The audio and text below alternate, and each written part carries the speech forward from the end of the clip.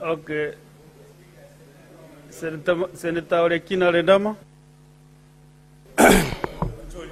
Thank you.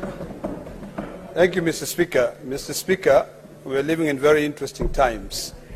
As you can see, today I'm standing in my position as a Chief Whip of the Senate of the Republic of Kenya, and I want to thank the former Chief Whip, Boni Halwale, for being so gracious and accepting and walking away and sitting in an undisclosed location.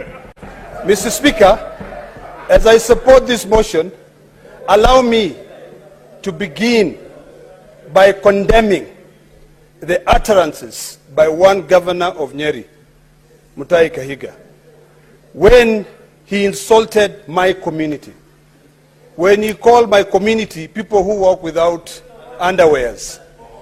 Mr. Speaker, that is completely uncouth and uncalled for. And Governor Kahiga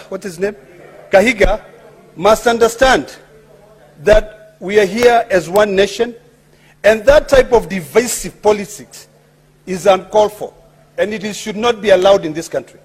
You cannot go and demean another community. You should allow a community to be able to be fully represented, and you cannot go out there and shame a community. Shame on you, Governor what was his name? Kahiga, Governor Kahiga. I mean, seriously. When will we as leaders have a sense of occasion? They're in a burial. People are crying. They are bereaved. And then you go there, you start your politics. Why don't you go and sponsor, use the money from the county government that you're used to using to go and call for a rally to be able to go and insult other people? I mean, it's about time that we learn the sense of occasion. So shame on you, Governor Kahiga, and the Maasai community will not stand. And as I represent that community, I will not stand and see you shaming my community. You know, if it was in those eras, we'll deal with you. But now, we just want to call you for your utterances, which do not have a position in this republic. Mr. Speaker, really, as leaders, we must respect other communities.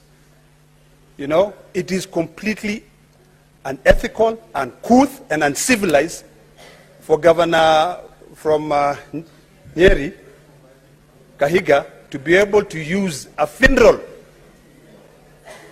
to look down on another community. This is not back then when they are first-class and second-class citizens. This is when all of us are equal, and we'll point out that we are really equal. Finally, Mr. Speaker, I support the distinguished members of this Senate who have been proposed to serve in the House Business Committee. I serve in that committee, and I know the amount of work that that committee have to deal with. That is a committee that decides really the kind of business that we deal with. And I want to just to correct the view that the previous committee did not do its work. The previous committee really worked well, worked very hard. And in fact, the Secretariat did a fantastic job during our retreat to be able to put facts on the table, to say these are the businesses that were guided by the House business. This is what we concluded. I think what we need to now deliberate on is how do we ensure that any business that leaves the upper house of the Senate and goes down to the lower house in the National Assembly, that business is concluded. That is the task now. We believe that Senator Crystal Asigi, Senator Faki, Senator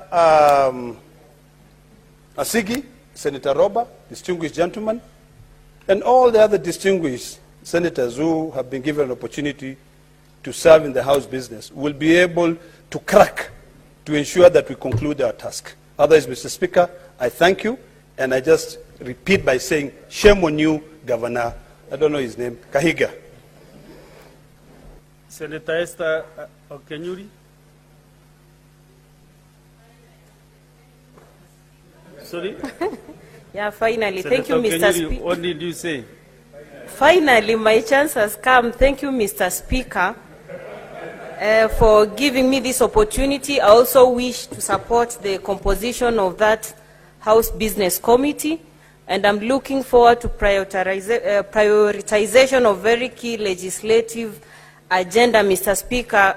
And allow me at this juncture, just as a sponsor of the Protection of Livelihood Bill, to give my condolences to sad news I'm reading on the internet about the demise of one Tyson Amir.